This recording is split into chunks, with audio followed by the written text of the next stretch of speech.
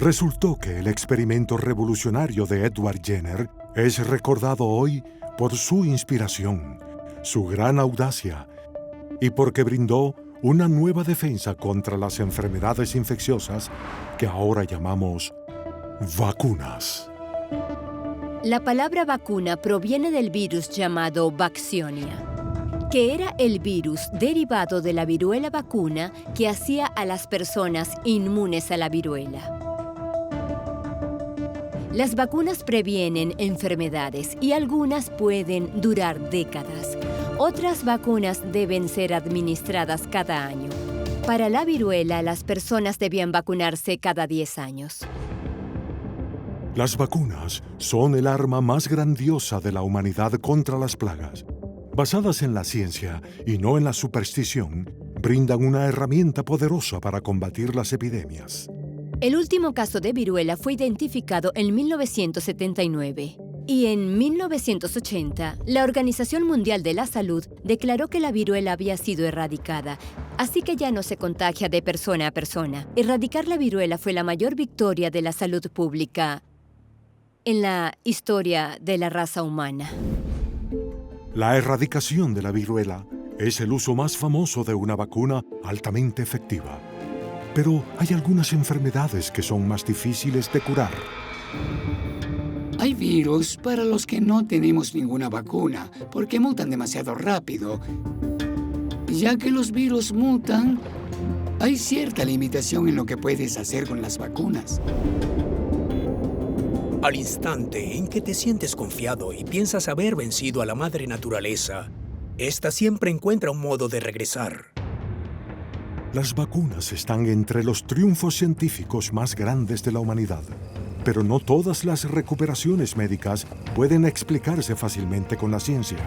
A veces, la reacción del cuerpo a una infección es tan extraña e inexplicable que solo puede describirse como milagrosa.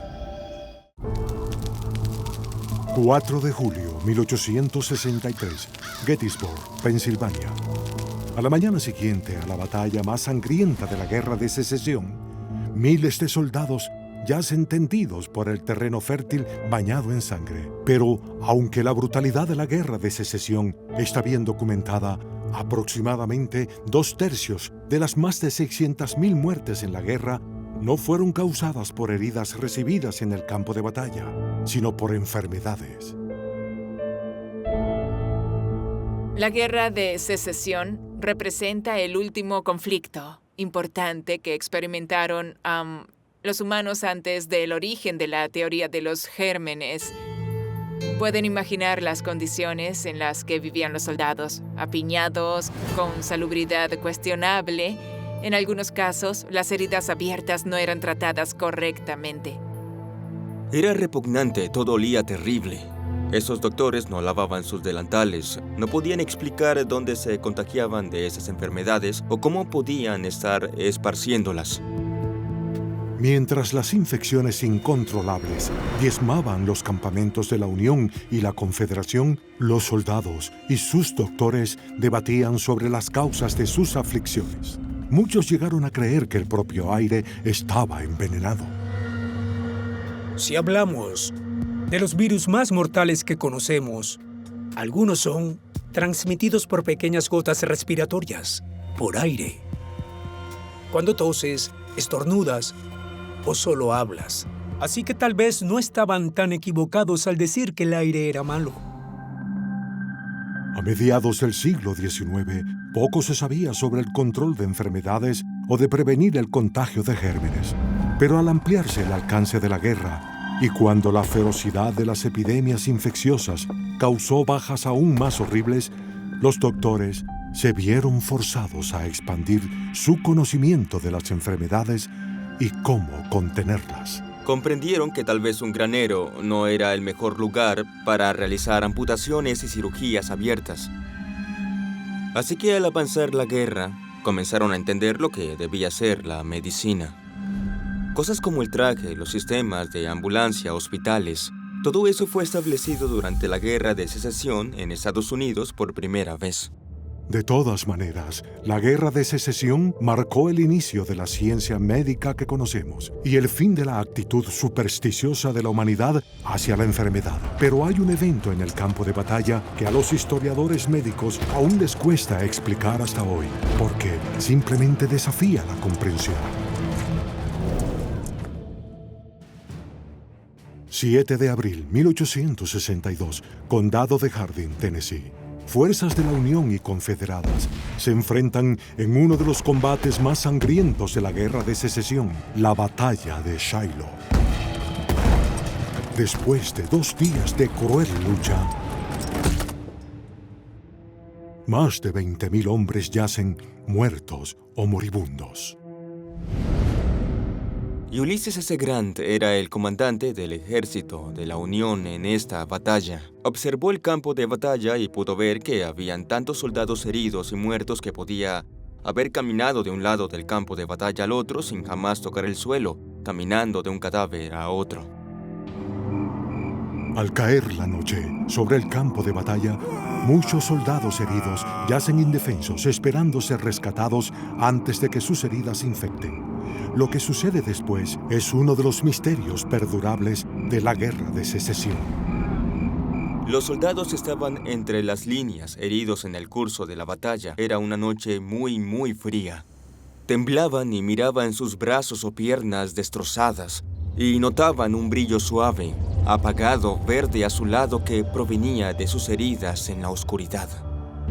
Los soldados comenzaron a notar que quienes experimentaban ese efecto de brillo en sus heridas parecían tener un mejor resultado cuando regresaban al hospital de campo y parecía que sus heridas no se infectaban tanto.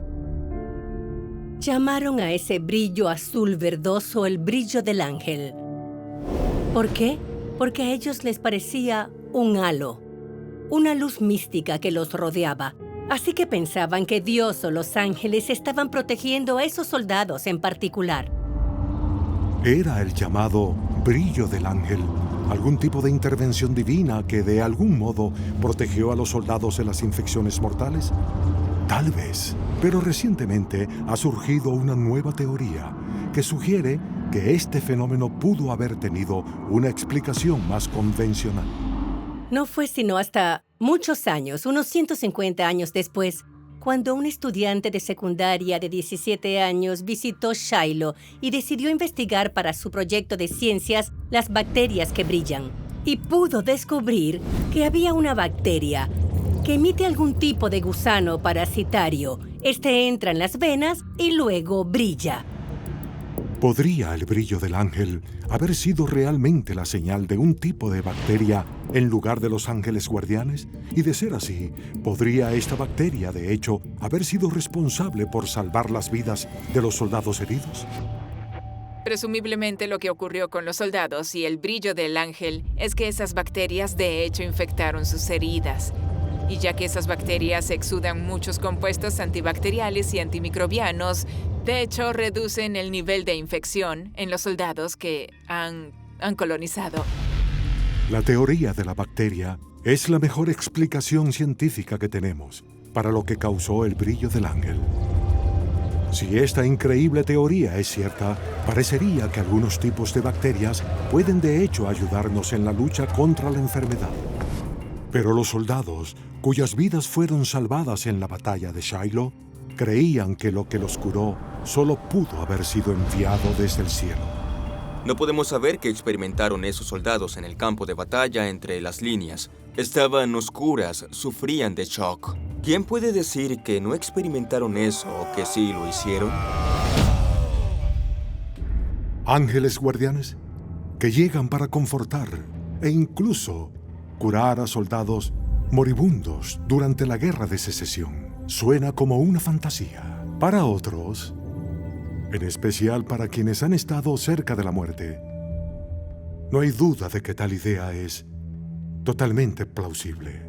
Al lidiar con enfermedades mortales, es difícil estar seguros de casi nada. No solo sabemos muy poco sobre cómo curar una enfermedad, sino que sabemos aún menos sobre de dónde proviene.